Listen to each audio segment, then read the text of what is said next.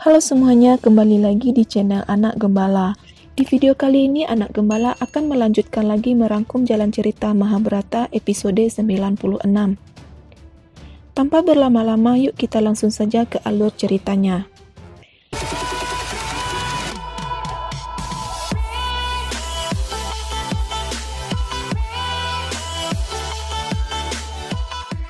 Di Hastinapura, seluruh kerajaan terlihat dilingkupi kegembiraan karena sedang dipersiapkannya acara penobatan untuk Duryudana.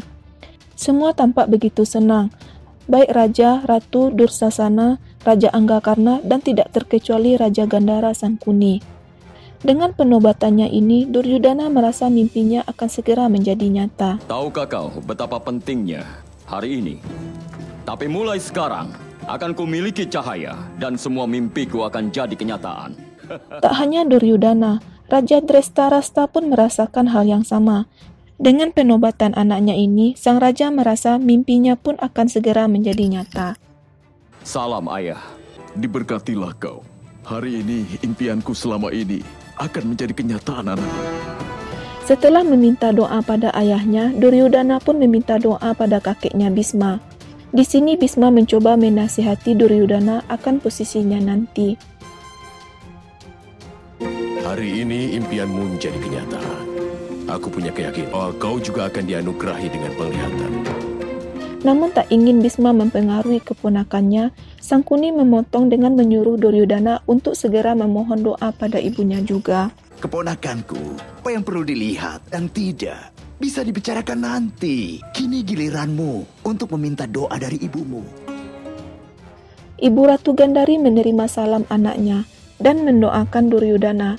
Namun dengan angkuh, Duryudana mematahkan keinginan sang ibu.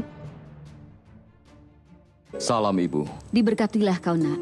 Kau harus menghargai kenangan dari kakakmu Yudhistira setelah menjadi pangeran mahkota.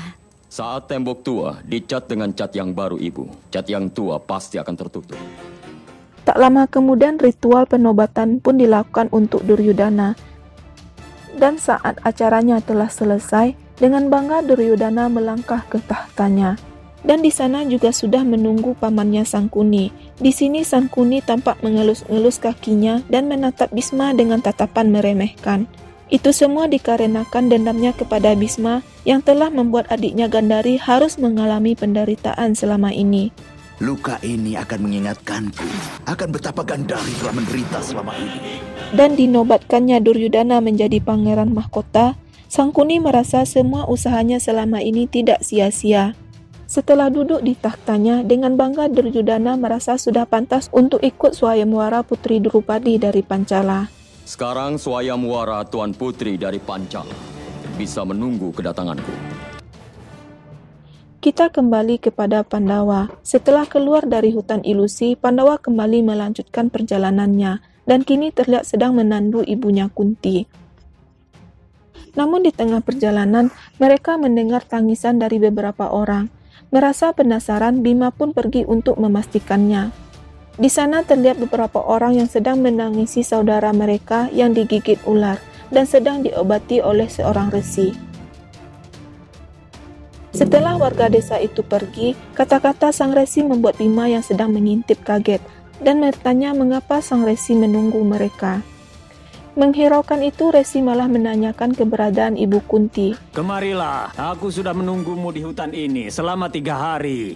Bagaimana bisa kau menunggu orang yang namanya saja kau tidak tahu? Di mana ibumu Kunti? Saat Kunti menyusul Bima, Kunti pun dibuat kaget melihat Resi Wedawyasa di hadapannya dan langsung memberi salam.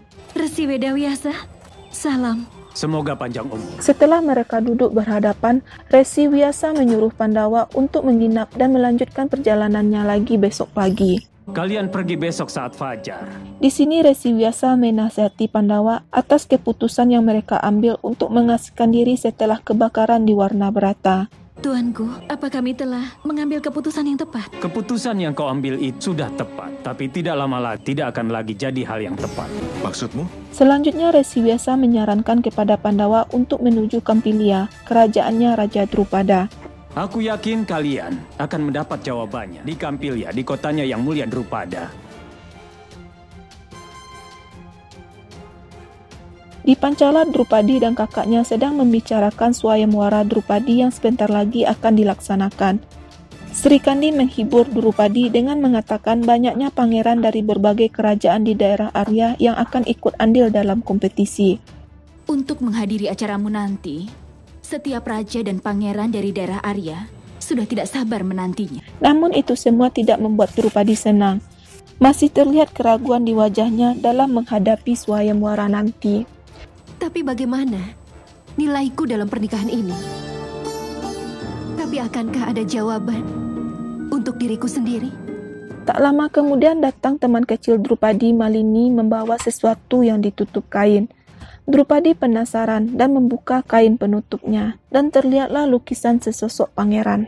Di sisi lain, Pandawa sudah sampai di Kampilia dan berencana akan mencari penginapan sebelum melanjutkan perjalanan mereka. Kampilia ada di depan kita, Bu. Kita harus cari tempat untuk istirahat di sini. Pasti ada penginapan di sekitar sini. Drupadi tampak terpana melihat lukisan itu dengan tidak berkedip sedikit pun. Kemudian Drupadi menanyakan siapa yang ada dalam lukisan itu pada kakaknya Sri Kandi.